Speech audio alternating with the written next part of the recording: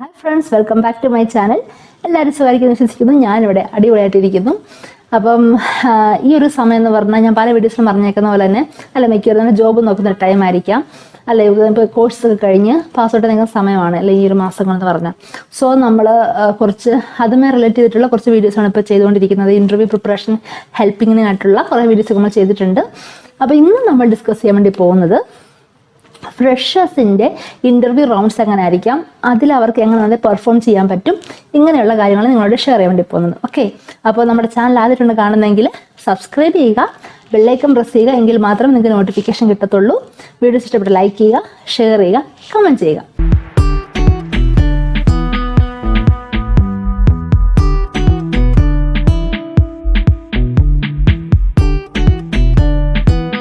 അത് നമുക്ക് സ്റ്റാർട്ട് ചെയ്യാവേ. അപ്പോൾ ഞാൻ പറഞ്ഞിട്ട് പോകുന്നത് കംപ്ലീറ്റ്ലി ഓൺലി ഫോർ ഫ്രഷേഴ്സ് ആണ്. അപ്പം ഫ്രഷേഴ്സിന് ഇൻ്റർവ്യൂ ഒരു തവണയെങ്കിലും അറ്റൻഡ് ചെയ്തിട്ടുള്ളവർക്ക് അറിയാൻ പറ്റും അതെങ്ങനെയാണ് റൗണ്ട്സ് എന്നുള്ളത്, അല്ലേ? അപ്പോൾ നമ്മൾ മിക്കവർക്കും തന്നെ അറിയാം, ഫസ്റ്റ് റൗണ്ട് എന്ന് പറഞ്ഞിട്ടുണ്ടെങ്കിൽ ആപ്റ്റിറ്റ്യൂഡ് റൗണ്ട് ആയിരിക്കും. Okay, company to company vary ചെയ്യും ഈ റൗണ്ട്സ് എന്ന് പറഞ്ഞാൽ. പക്ഷേ എന്നാലും ഒരു 90% കമ്പനീസ് ഫോളോ ചെയ്യുന്ന ഒരു ഇൻ്റർവ്യൂ പാറ്റേണാണ് ഞാൻ പറയാൻ വേണ്ടി പോകുന്നത്. Okay, so first round aptitude റൗണ്ടാണ്. ഓക്കെ, ആപ്റ്റിറ്റ്യൂഡ് എന്ന് പറഞ്ഞാൽ അത്യാവശ്യം ടഫായിട്ടുള്ളത് തന്നെ ആയിരിക്കും. ഞാൻ തുറന്ന് തന്നെ പറയാം. അതുകൊണ്ട് തന്നെ എല്ലാവരും നന്നായിട്ട് പ്രിപ്പയർ ചെയ്യണം. അതായത് നാളെ ഇൻ്റർവ്യൂ ഉണ്ടെങ്കിൽ ഇന്ന് പോയിട്ട് പ്രിപ്പയർ ചെയ്യാൻ വേണ്ടിയിട്ടുണ്ടെങ്കിൽ നടക്കത്തില്ല.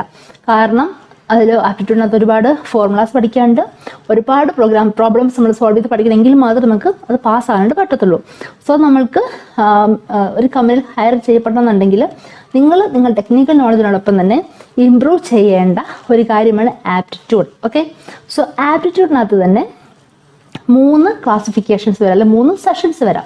അതിൽ ഒരു സെഷനാണ് ക്വാണ്ടിറ്റേറ്റീവ് ആപ്റ്റിറ്റ്യൂഡ്, അതായത് ഈ ന്യൂമറിക്കലായിട്ടുള്ള ആപ്റ്റിറ്റ്യൂഡ് വരുന്നതാണ്. ഓക്കെ, അപ്പോൾ ഞാൻ ജസ്റ്റ് ഒന്ന് പറയാം എന്തൊക്കെയാണ് അതിൻ്റെ അണ്ടറിൽ വരിക എന്നുള്ളത്. സോ ക്വാണ്ടിറ്റേറ്റീവ് ആപ്റ്റിറ്റ്യൂഡിനകത്ത് വരുന്നതാണ് number system, number decimals and fractions, പിന്നെ indices, divisibility, ages, LCM, HCF, inverse, ഇങ്ങനെയൊക്കെയുള്ള കാൽക്കുലേഷൻസും അതിൻ്റെ പ്രോബ്ലംസുമാണ് ആ ഒരു സെഷനിൽ വരിക. ഈ ക്വാണ്ടിറ്റേറ്റീവ് തന്നെ വരുന്ന മറ്റൊരു സെഷനാണ് സ്പീഡ്, വർക്ക്, ടൈം റിലേറ്റഡ് ആയിട്ടുള്ള ടോപ്പിക്സ് വരുന്നത്. അതിൽ വരുന്നതാണ് സ്പീഡ്, ടൈം, ഡിസ്റ്റൻസ് കാൽക്കുലേഷൻ വരുന്നുണ്ട്, വർക്ക് ആൻഡ് ടൈം. അതായത് ഒരാൾ ഇത്ര മണിക്കൂർ എടുത്തൊരു ജോലി ചെയ്യുന്നു, അങ്ങനെയാണെങ്കിൽ 10 ദിവസം എങ്ങനെയാവും, ചുമ്മാ ഒരു എക്സാമ്പിൾ പറയുന്നുണ്ട്. അതുപോലെയൊക്കെയുള്ള ഒരുപാട് അതിൻ്റെ തന്നെ തിരിച്ചും മറിച്ചും അങ്ങോട്ടും ഇങ്ങോട്ടുള്ള ഒരുപാട് കാൽക്കുലേഷൻസ് ഉള്ള പ്രോബ്ലംസ് ഉണ്ട്. പിന്നെ ബോട്ട്സ് ആൻഡ് സ്ട്രീംസ്, പിന്നെ പൈപ്സ് ആൻഡ് സിസ്റ്റേൺസ്, അതിൻ്റെ എല്ലാം പ്രോബ്ലംസ് ഈ ഒരു സെഷനിൽ വരും. പിന്നെ ബാങ്കിങ് റിലേറ്റഡ് ടോപ്പിക്സ് ഉണ്ട്, like averages, mixtures, ratio and proportions, simple compound interest, simple interest, compound interest, percentage, profit, loss, ഇങ്ങനെയുള്ള കാര്യങ്ങളെല്ലാം അതിൻ്റെ അണ്ടറിൽ വരുന്നതാണ്. അടുത്തതാണ് പ്രോബബിലിറ്റി ആൻഡ് കോമ്പിനേഷൻസ്. അതിൽ പെർമ്യൂട്ടേഷൻ, കോമ്പിനേഷൻ ആൻഡ് പ്രോബബിലിറ്റി ആ ടോപ്പിക്സ് വരും. പിന്നെ ജോമെട്രിയുടെ റിലേറ്റഡ് ടോപ്പിക്സ് ഉണ്ട്, അത് വരുന്നതാണ് ജോമെട്രി, ഹൈറ്റ്സ് ആൻഡ് ഡിസ്റ്റൻസ്, പിന്നെ പെരിമീറ്റർ, ഏരിയ, വോളിയം, അതിൻ്റെ കാര്യങ്ങൾ, പിന്നെ കോർഡിനേറ്റ് ജോമെട്രി, പിന്നെ വെൻ ഡയഗ്രാം, സെറ്റ് തിയറി, ഇതെല്ലാം അതിനകത്ത് വരുന്നതായിരിക്കും. മറ്റൊരു ടോപ്പിക്കാണ് വരുന്നത് ഇക്വേഷൻസുമായി ബന്ധപ്പെട്ടുള്ള, അതായത് algebra, linear equations and quadratic equations. ഇത്രയുമാണ് ന്യൂമറിക്കൽ ആപ്റ്റിറ്റ്യൂഡ് അല്ലെങ്കിൽ ക്വാണ്ടിറ്റേറ്റീവ് ആപ്റ്റിറ്റ്യൂഡിനകത്ത് വരുന്നത്. ഇനി സെക്കൻഡ് ക്ലാസിഫിക്കേഷനാണ് വെർബൽ ആപ്റ്റിറ്റ്യൂഡ്, അതായത് ഇംഗ്ലീഷ് റിലേറ്റഡ് ആയിട്ടുള്ള ക്വസ്റ്റ്യൻസ് അല്ലെങ്കിൽ ആപ്റ്റിറ്റ്യൂഡാണ് വരുന്നത്. അതിനകത്ത് വരിക synonyms, antonyms, fill in the blanks, paragraph completion, sentence correction, vocabulary ഒക്കെയാണ് അതിൽ വരിക. അത് ചുരുക്കുമ്പോൾ നമ്മുടെ ഇംഗ്ലീഷ് നോളജ് ടെസ്റ്റ് ചെയ്യാൻ വേണ്ടിയിട്ടുള്ളത്. അതാണ് വെർബൽ എബിലിറ്റിക്കകത്ത് വരിക. ആൻഡ് തേർഡ് സെഷനാണ് വരുന്നത് ലോജിക്കൽ ആൻഡ് അനാലിറ്റിക്കൽ റീസണിങ് ആണ്. അതിൽ വരിക data sufficiency, data interpretation, visual reasoning, statement reasoning, പിന്നെന്താ സിലോജിസം. അതായത് ഇപ്പം ഞാൻ പറയാം, റിലേഷൻഷിപ്പ് ഒക്കെ കണ്ടുപിടിക്കത്തില്ല. അതായത് എ ബിയുടെ ഡോട്ടർ ആണെങ്കിൽ സി എക്സിൻ്റെ, ഇങ്ങനെയൊക്കെയുള്ള ക്വസ്റ്റ്യൻസ് ഇല്ല, ആ ടൈപ്പ് ഓഫ് ക്വസ്റ്റ്യൻസ്. പിന്നെ വരുന്നതാണ് വിഷ്വൽ റീസണിങ്, അത് വളരെ ഇമ്പോർട്ടൻ്റ് ആണ്. ഡയഗ്രം തന്നിട്ട് ഇപ്പം ഒരു 3 ഡയഗ്രം തന്നിട്ട് അത് നമ്മൾ കുഞ്ഞു മാറ്റങ്ങളായിരിക്കും വരിക. അങ്ങനെയാണെങ്കിൽ നെക്സ്റ്റ് ഏത് ഡയഗ്രം ആയിരിക്കും വരിക, അത് വളരെ ഇമ്പോർട്ടൻ്റ് ആണ്. എത്ര പ്രിപ്പയർ ചെയ്യുന്ന പറഞ്ഞാൽ നമുക്ക് എപ്പോഴും കൺഫ്യൂഷൻ വരുന്ന ടോപ്പിക്കാണത്. സോ അത് ഞാൻ പറഞ്ഞല്ലോ, നന്നായിട്ട് ഹാർഡ് വർക്ക് ചെയ്ത് പ്രിപ്പയർ ചെയ്തെങ്കിൽ മാത്രമേ നമുക്ക് ആപ്റ്റിറ്റ്യൂഡ് എന്ന ആ ഒരു കടമ്പ ക്രോസ് ചെയ്യാൻ വേണ്ടി പറ്റത്തുള്ളൂ. ഓക്കെ, സോ ഇത്രയും ടോപ്പിക്സ് ആണ് ആപ്റ്റിറ്റ്യൂഡിൽ വരുന്നത്. ഇനി ആപ്റ്റിറ്റ്യൂഡ് നമുക്ക് എങ്ങനെ പഠിക്കാം അതിനെക്കുറിച്ചാണ് പറയുക. ആപ്റ്റിറ്റ്യൂഡ് പഠിക്കാനായിട്ട് അറിയാലോ, ഒരുപാട് വെബ്സൈറ്റ്സും ട്യൂട്ടോറിയൽസ് ഉണ്ട്. അതിൽ തന്നെ ടോപ്പ് നിൽക്കുന്നതാണ് ഒന്ന് ഇന്ത്യ ബിക്സും അതുപോലെ തന്നെ കരിയർ റൈഡ് എന്ന് പറഞ്ഞിട്ട് 2 വെബ്സൈറ്റ്സ്. അതിൽ തന്നെ നമുക്ക് സോൾവിങ് അവർ കൊടുത്തിട്ടുണ്ട്, അതെങ്ങനെയാണ് സോൾവ് ചെയ്യാൻ പറ്റുന്നത്, അതിൻ്റെ ഇക്വേഷൻസ് എങ്ങനെയാണ്. അപ്പോൾ ഈ ആപ്റ്റിറ്റ്യൂഡ് പഠിക്കുമ്പോഴത്തേക്കുണ്ടല്ലോ നിങ്ങൾ ചുമ്മാ ഒരു വെബ്സൈറ്റ് കയറി ചുമ്മാ വായിച്ച് പോയിക്കൊണ്ടിരുന്ന നോ യൂസ്. ഓക്കെ, നിങ്ങൾ ആദ്യം തന്നെ ഒരു ബുക്ക് എടുക്കണം. ഓക്കെ, അതുകൊണ്ട് തന്നെ ഒരു ബുക്ക് എടുത്ത് മാറ്റി വയ്ക്കുക, അല്ലെങ്കിൽ ഒരു സെറ്റ് ഓഫ് വൈറ്റ് പേപ്പേഴ്സ് എടുത്ത് മാറ്റി വയ്ക്കുക. അതിൽ ഞാൻ ഈ പറഞ്ഞ ടോപ്പിക്സ് എഴുതുക. ഫോർ എക്സാമ്പിൾ, ഇപ്പോൾ ആദ്യത്തെ നമ്മുടെ ടോപ്പിക്ക് ക്വാണ്ടിറ്റേറ്റീവ് ആപ്റ്റിറ്റ്യൂഡ് ഹെഡിങ് കൊടുക്കുക, അതിൻ്റെ താഴെ നമ്പേഴ്സ് കൊടുക്കുക. നമ്പേഴ്സിൻ്റെ അതിനകത്ത് ഞാൻ കുറേ ടോപ്പിക്സ് പറഞ്ഞത്, അതായത് HCF, LCM, നമ്പർ സിസ്റ്റം എന്നൊക്കെ അതിൽ ഓരോന്ന് കൊടുക്കുക. ഫോർ എക്സാമ്പിൾ HCF എന്ന് പറഞ്ഞ് കൊടുക്കുക. പിന്നെ അതുമായി റിലേറ്റ് ചെയ്തിട്ടുള്ള ഒരു 10, 20, 10, 15, 10 to 20 എന്ന് ഞാൻ പറയാം. ഓക്കെ, 10 to 20 പ്രോബ്ലംസ് സോൾവ് ചെയ്ത് പഠിക്കുക. ഓക്കെ, അപ്പോൾ 100% ഉറപ്പാണ് നിങ്ങൾ ആപ്റ്റിറ്റ്യൂഡ് പാസ്സാകും. ഓക്കെ, ഞാൻ പറഞ്ഞ ആ കണക്ക് വെച്ച് നിങ്ങൾ പഠിക്കണം, ഉറപ്പായിട്ടും പാസ്സാകും. ഓക്കെ, ഇപ്പം ഞാനിപ്പോൾ പറഞ്ഞ HCF, അതിൽ തന്നെ 10 to 20 പ്രോബ്ലംസ് സോൾവ് ചെയ്യുക. ആ ഒരു പേപ്പറിൽ തന്നെ എഴുതി പോവുക.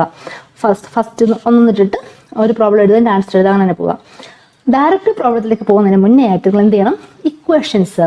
ഇപ്പോൾ HCFനകത്ത് തന്നെ ഒരുപാട് ഇക്വേഷൻസ് വരുന്നില്ലേ, അതങ്ങനെ കാൽക്കുലേറ്റ് ചെയ്യാം, അങ്ങനെയുള്ള കുറേ ഫോർമുലാസ് ഒക്കെ അത് നമ്മുടെ ഞാൻ പറഞ്ഞ വെബ്സൈറ്റ്സിനകത്ത് കൊടുത്തിട്ടുണ്ട്. അത് നോക്കിയിട്ട് അത് നോട്ട് ഡൗൺ ചെയ്യുക. ദെൻ പ്രോബ്ലംസ് 10 to 20 പ്രോബ്ലംസ് ചെയ്ത് പഠിക്കുക. ദെൻ അടുത്ത ടോപ്പിക്കാണ് ഡെസിമൽസ് ആൻഡ് ഫ്രാക്ഷൻസ്. അത് ഹെഡിങ് കൊടുക്കുക.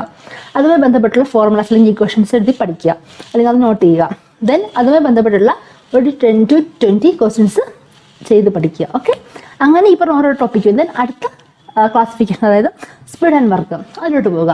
ഈ പറഞ്ഞ പോലെ നിങ്ങൾ ഈ കംപ്ലീറ്റ് ടോപ്പിക്സ് കവർ ചെയ്ത് കഴിഞ്ഞാൽ നിങ്ങൾക്ക് 100% ഇൻ്റർവ്യൂ റൗണ്ട് പാസ്സാകാം. ഞാൻ പറഞ്ഞല്ലോ, ആസ് എ ഫ്രഷർ നിങ്ങൾക്കൊരിക്കലും ആപ്റ്റിറ്റ്യൂഡ് ഇല്ലാണ്ട് ഒരു കമ്പനിയിൽ കയറാൻ പറ്റുക എന്നുള്ളത് അത്യാവശ്യം നല്ല പാടായിരിക്കും. ഓക്കെ, ആപ്റ്റിറ്റ്യൂഡ് എനിക്ക് പൊതുവേ ഞാൻ ഇടയ്ക്ക് ആർക്കൊന്നും ഇഷ്ടമുള്ളൊരു കാര്യമില്ല, ഭയങ്കര പാടാണ്. അത്യാവശ്യം നമ്മൾ എഫേർട്ട് അത്യാവശ്യം നല്ല എഫേർട്ട് തന്നെ ഇട്ടിട്ട് നമ്മൾ നന്നായിട്ട് തന്നെ കുറേ കാര്യങ്ങൾ ഫോർമുലാസ് ബൈ ഹാർട്ട് ചെയ്ത് പഠിക്കണം, പ്രോബ്ലം സോൾവ് ചെയ്ത് പഠിക്കണം. അപ്പോൾ നല്ല സമയം മെനക്കെടുന്ന പരിപാടികളാണ്. അപ്പം ആർക്കൊന്നും ഇഷ്ടപ്പെടുന്ന കാര്യമല്ല അതത്രേ. പക്ഷേ ഈ ഒരു സംഭവം ക്ലിയർ ആവാണ്ട് നമുക്കൊരു കമ്പനിയിൽ കയറാനും പറ്റത്തില്ല. ഒരുവിധം ഞാൻ പറഞ്ഞ 90% കമ്പനീസ് തന്നെ ആപ്റ്റിറ്റ്യൂഡ് ടെസ്റ്റ് വെച്ചിട്ടുണ്ട്. സോ അത് പഠിക്കാതെ ഒരു രക്ഷയില്ല. അത് ഇന്നലെ പ്രിപ്പയർ ചെയ്ത് തുടങ്ങുക.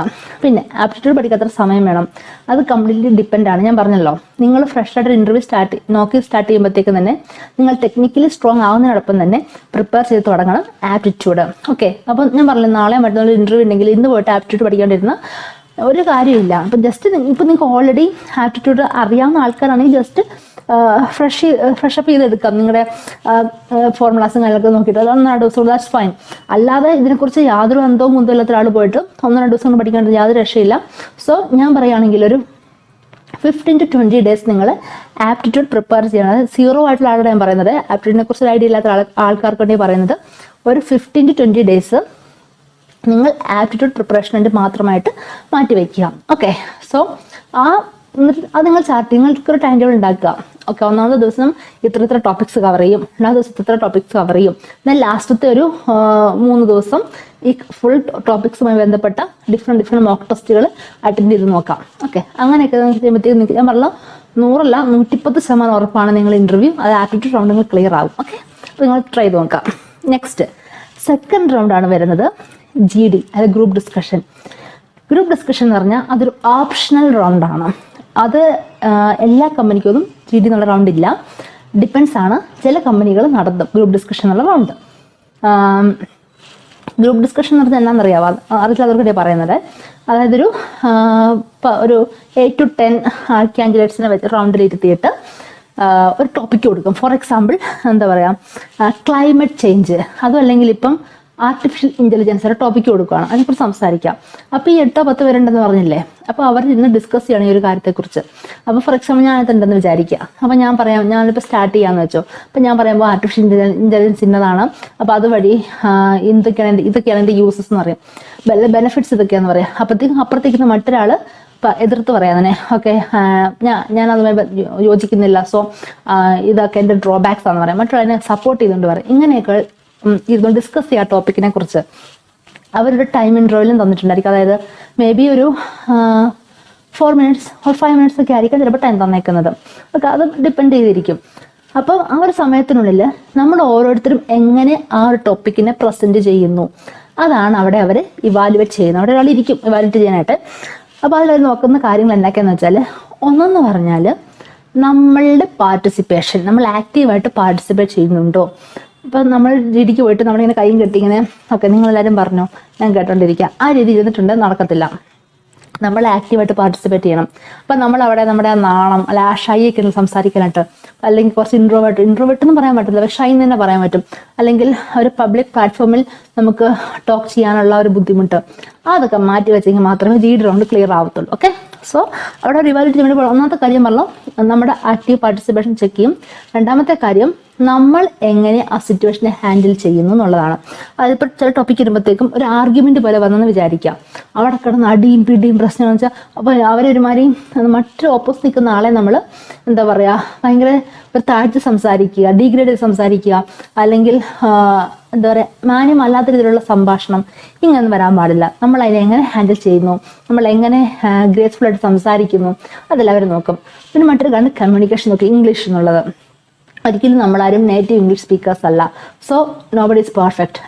നമുക്കെല്ലാവർക്കും ആക്സന്റ് പ്രോബ്ലം ഉണ്ട്, നമുക്ക് വൊക്കാബുലറി പ്രോബ്ലംസ് ഉണ്ട്, ഗ്രാമർ മിസ്റ്റേക്സ് എല്ലാം വരും. അപ്പോൾ അത് ഓർത്തിട്ട് ഓക്കെ എനിക്ക് ഈ റൗണ്ട് ക്ലിയർ ആകാൻ പറ്റത്തില്ലെന്ന് വിചാരിക്കരുത് ഒരിക്കലും. ഞങ്ങൾ ആരും പെർഫെക്റ്റ് അല്ല. നമ്മൾ പക്ഷേ മാക്സിമം ഇംഗ്ലീഷ് സംസാരിച്ച് പഠിക്കണമെങ്കിൽ മാത്രമേ നമുക്ക് എല്ലാവരും മുന്നിൽ കോൺഫിഡൻ്റ് ആയിട്ട് സംസാരിക്കാൻ പറ്റും. അതാണ് ഇമ്പോർട്ടൻ്റ്. നമ്മൾ പറയുന്ന ഇംഗ്ലീഷ് എങ്ങനെയാണെന്നുള്ളത് അതിനേക്കാൾ അപ്പുറമായിട്ട് കോൺഫിഡൻസ്, അതാണ് വളരെ ഇമ്പോർട്ടൻസ്. സോ ഒരു കോൺഫിഡൻസ് വരണമെന്നുണ്ടെങ്കിൽ ഞാൻ പറഞ്ഞല്ലോ GD നമുക്കുണ്ടെങ്കിൽ ഇന്നോ നാളെ പോയിട്ടിരുന്ന് ജസ്റ്റ് പെട്ടെന്ന് ഇംഗ്ലീഷ് പറയാൻ വേണ്ടി നോക്കിയാൽ നടക്കത്തില്ല.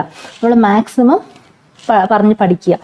ഒന്നെങ്കിൽ നമ്മുടെ വീട്ടുകാരോടോ അല്ലെങ്കിൽ ഫ്രണ്ട്സിനോടോ അല്ലെങ്കിൽ സിബ്ലിങ്സിനോടോ കൊളീഗ്സിനോടോ അല്ലെങ്കിൽ ഒന്നുമില്ല നിങ്ങൾ ആരും ഇല്ലെങ്കിൽ നിങ്ങൾ മിറർ നോക്കിയിട്ട് എങ്കിലും സ്വയം സംസാരിച്ച് പഠിക്കുക. എങ്കിൽ മാത്രമേ നിങ്ങൾക്ക് ആ കോൺഫിഡൻസ് വരും. സോ ഈ കോൺഫിഡൻസ് ഉണ്ടെങ്കിൽ മാത്രമേ GD റൗണ്ട് ക്ലിയർ ആവത്തുള്ളൂ.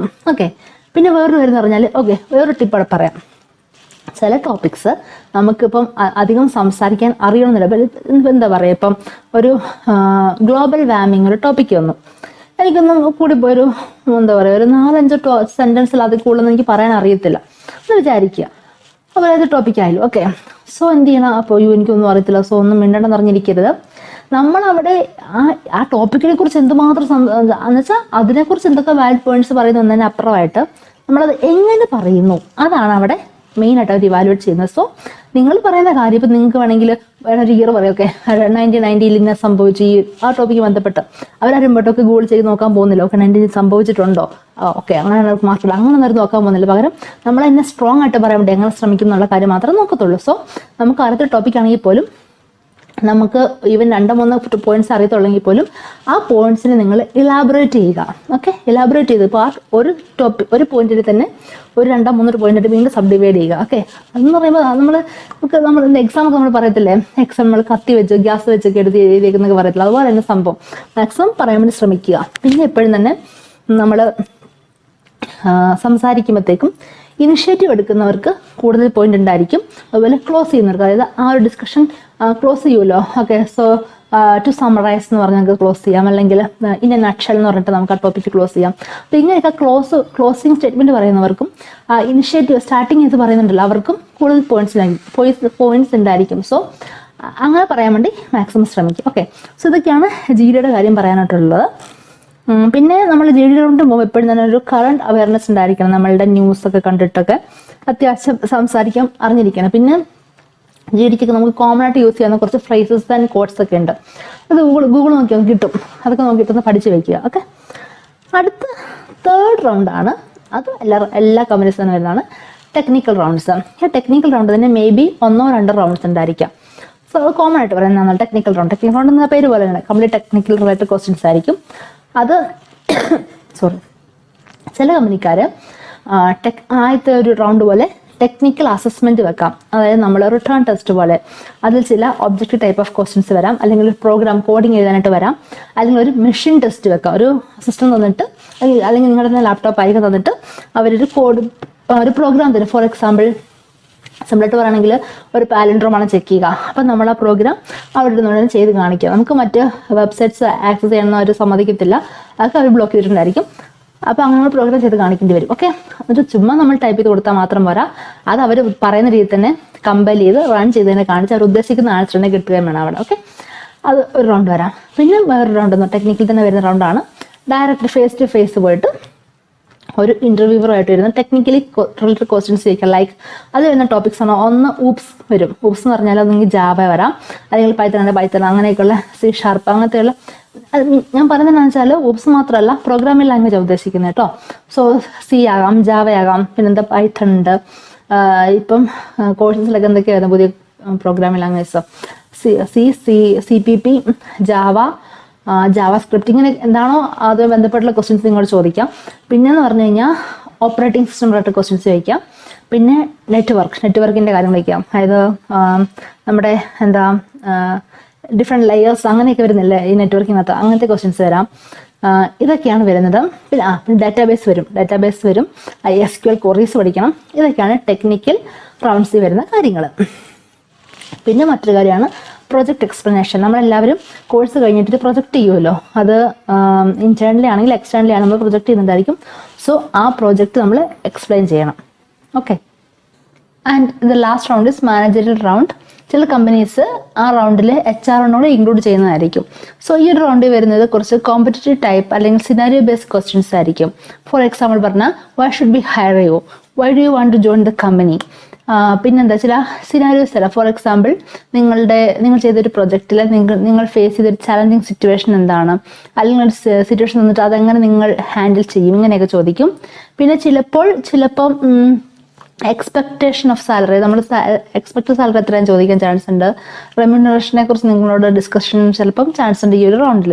അപ്പോൾ ഇത്രയാണ് ഫ്രഷേഴ്സിൻ്റെ ഇൻ്റർവ്യൂ റൗണ്ട്സ് വരുന്നത്. അപ്പോൾ നിങ്ങൾക്ക് ക്ലിയർ ആയെന്ന് വിശ്വസിക്കുന്നു. അപ്പോൾ എല്ലാവരും ഇതനുസരിച്ച് പ്രിപ്പയർ ചെയ്യുക. അപ്പോൾ എല്ലാവർക്കും ഓൾ ദി ബെസ്റ്റ്.